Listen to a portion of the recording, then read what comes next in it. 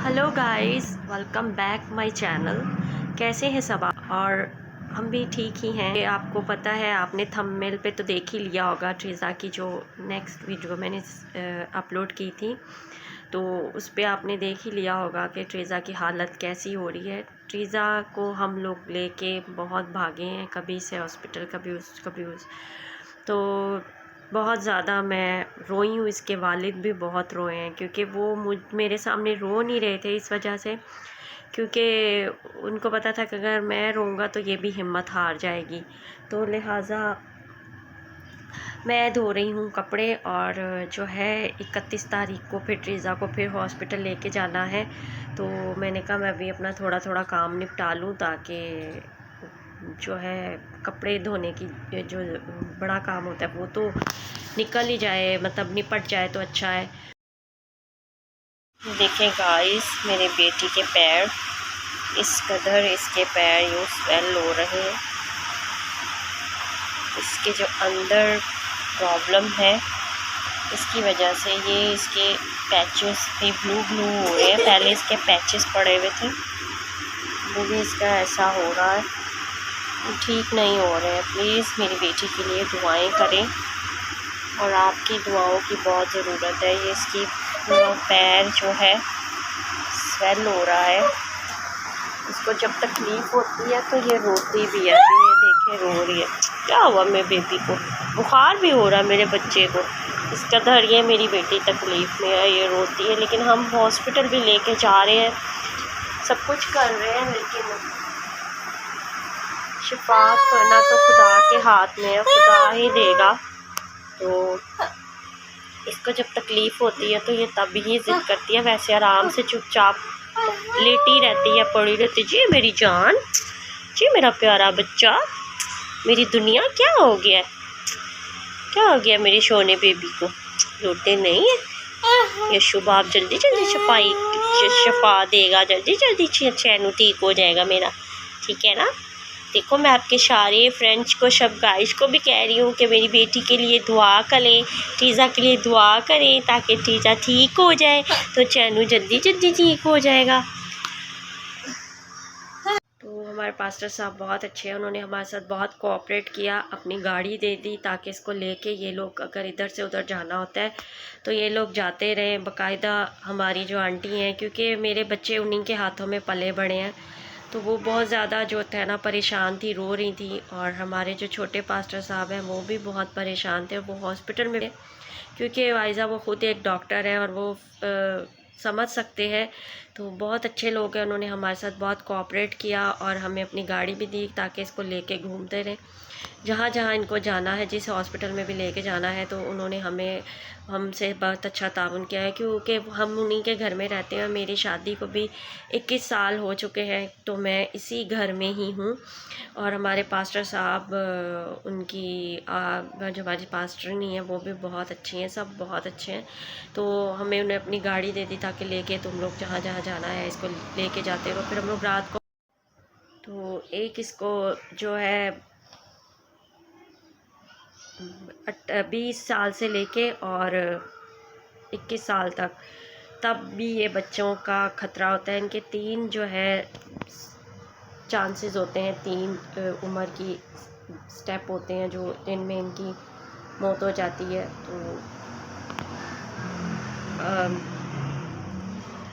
अभी इसकी 20-21 साल उम्र, अभी 20 साल की हुई है, तो इसमें इसके साथ मसले होने शुरू हो गए हैं, क्योंकि 18 साल से तो ये बाहर आ गई थी ठीक ठाक, अब ये बीमार होना शुरू हो गई है।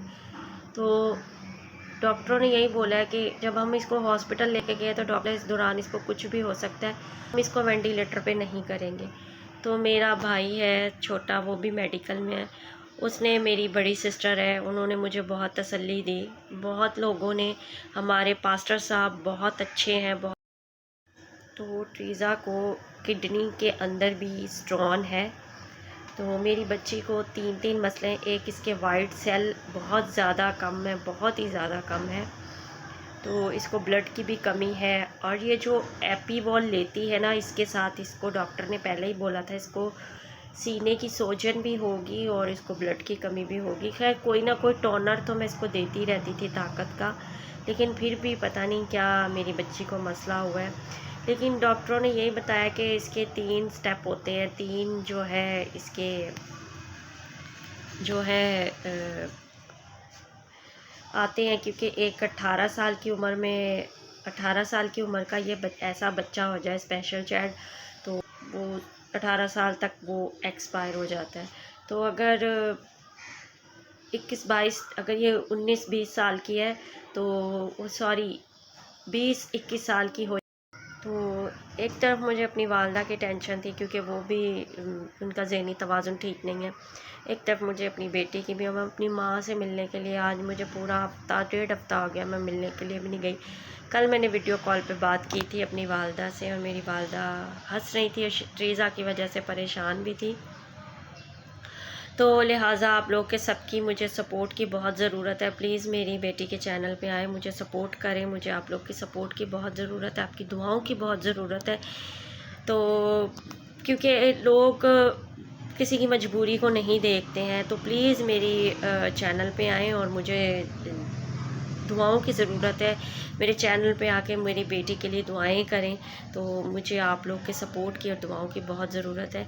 तो हम लोग वहाँ पे गए तो थे हॉस्पिटल में, लेकिन उन्होंने हमें डिस्चार्ज कर दिया, क्योंकि कहते हैं ऐसे बच्चे जो होते हैं वो जर्म से नहीं लड़ सकते, क्योंकि इसके ब्लड सेल जो है, तो इसलिए इसको जो है खून, जो इसका ब्लड है वो नहीं बीमारी से लड़ सकता। ऐसी बच्चे दवाइयों पे ही ज़िंदा रहते हैं। तो प्लीज़ मैं अपनी बेटी के बगैर टूट जाऊंगी, क्योंकि मैं छोटी सी थी और जब से इसको लेके संभाल रही हूँ, और बहुत सब यही मुझे तसल्ली देते, तूने बहुत अच्छा संभाला है, साफ़ सुथरा रखा है, इतनी तूने उसकी केयर की है। तो बस अब जब खुदा इसको अपनी चीज़ को, तेरे को जितनी खुदा ने खिदमत दी थी तूने अच्छे तरीके से निभाई, अब खुदा अपनी चीज़ लेना चाहता है तो तू उसको जो है जाने देना। एक माँ कैसे बर्दाश्त कर सकती है, वो भी बेटी का दुख। बेटी का दुख तो आपको पता है कैसे होता है। तो प्लीज़ मेरे लिए बहुत सी दुआएं करना और मेरी बेटी के लिए बहुत सी दुआएं करना।